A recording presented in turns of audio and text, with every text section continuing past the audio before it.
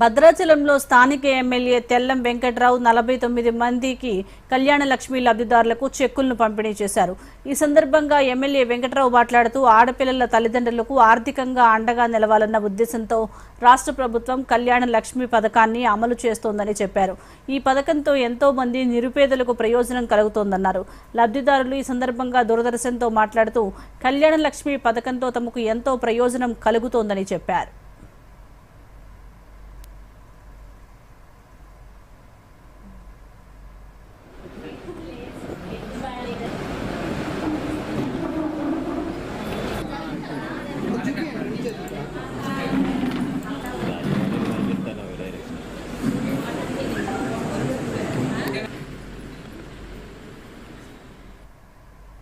మంచి పథకాన్ని మనం కూడా కొనసాగిస్తున్నాం.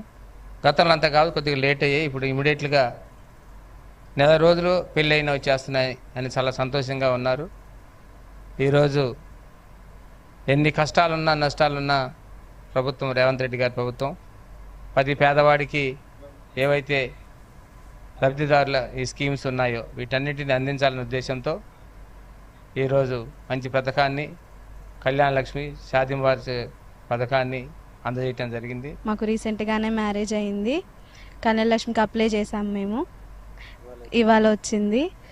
ఎమ్మెల్యే గారి చేతుల మీదుగా అందుకున్నాం, తెల్లం వెంకట్రావు గారి చేతుల మీదుగా అందుకున్నాం. మాకు చాలా సంతోషంగా ఉంది. ఇలాంటి పథకాలని ఇంకా పెట్టాలని చెప్పి మేము కోరుకుంటున్నాం. Thank you. మాకు రీసెంట్గా మ్యారేజ్ అయింది. మాది 4 ఫ్యామిలీ. కళ్యాణ లక్ష్మికి అప్లై చేసుకున్నాం. కళ్యాణ లక్ష్మి ఎమ్మెల్యే గారి చేతి మీదుగా తీసుకున్నాం.